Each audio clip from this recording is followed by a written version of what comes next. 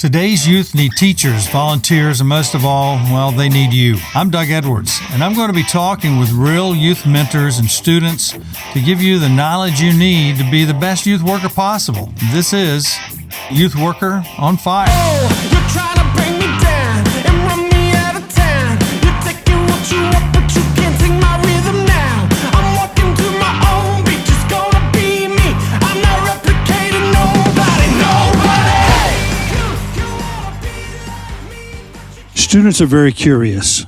Whether they're believers or not, they really want to know. Adults are too, but we hide it well and are afraid to say or ask certain questions in public or to people because we know what kind of answers we're going to get. May not be the answers to the question, but it's the attitude that comes with it. So with students, though, the younger they are in their teenage years, middle school, they'll have those questions, but we can get them to ask the real questions so that we can talk about them and answer them. At that age, when they get to high school, it's harder because they've learned how to protect themselves. When they get to college, they've really learned how to protect themselves. And then beyond that, we're in protect mode, I believe, for most of our adult life, and we don't ask real questions for fear of how we're going to be responded to. So what about the truth about Jesus? So there's a guy I was listening to this week. My son, Christopher, wrote me and gave me a reference to a particular podcast. And it was a podcast that was interviewing Lee Strobel.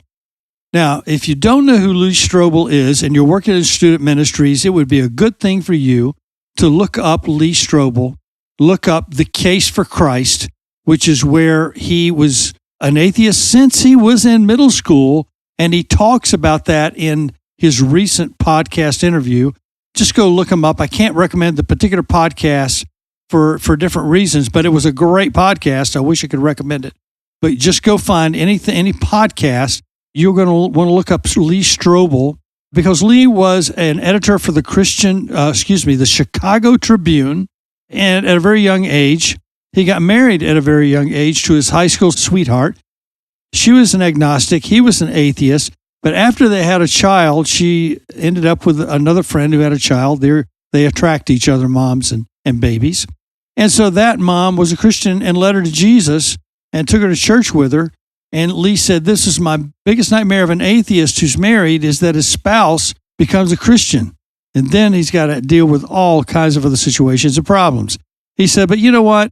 I've been an atheist for a long time. I know that this resurrection thing about Jesus Christ has got to be a hoax.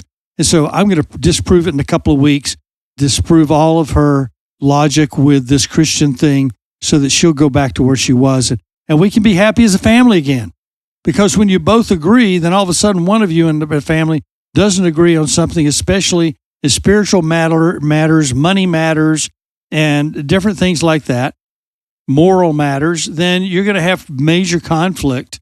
And so they did. So it said instead of a few weeks for him to disprove that Jesus was who he said he was and that he did not resurrect from the dead, because he knew all the stuff that he believed already concerning that, he found himself taking 2 years and that all the evidence about Jesus' life and resurrection were overwhelming. He's not the only one who found that out.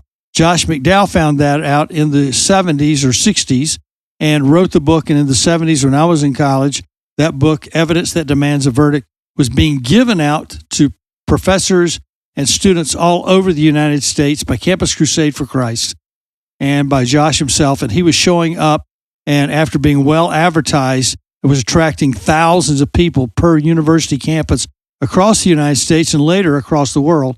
And he was an atheist as well, who tried to disprove that Jesus was not who he said he was, traveled around the world at different places because he had some money left over in between with the scholarship money where he was a law student. And so Lee did the same thing on his own dime and came to know the same thing, that Jesus Christ is who he said he was. And so you want to get The Case for Christ. It's a lot shorter than reading Evidence That Demands a Verdict. He also wrote The Case for Heaven, but I heard him talk on this particular podcast about his new book, Is God for Real? And so he gave a lot of the highlights of that and told about the book. And it's a book that you need to look at and possibly go through maybe a section or two of it, or maybe not a section, but maybe just do an overview in one or two student meetings. And if you don't want to do it with the student body at large at your church or in your Youth for Christ group or Campus Life or Young Life or FCA or whatever, maybe you want to do it with a smaller group over an extended period of time. Go over this, Is God Real? With an intellect who makes things very simple for the simple person to understand about a lot of things about God, the Father, about the Holy Spirit, about Jesus, about angels. And he's going through a lot of things about life after death, all kinds of things in this book, Is God Real?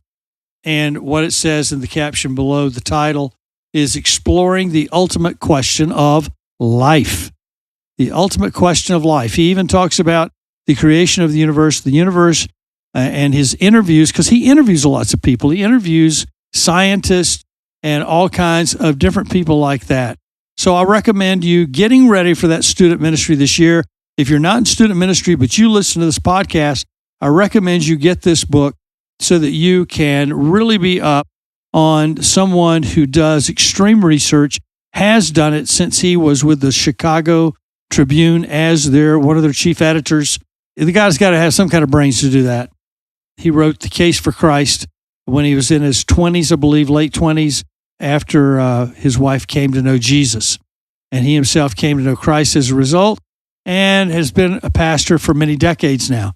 But he does research, has interviewed some of the most interesting people in the world that are not believers in Jesus Christ, as well as those who are new believers.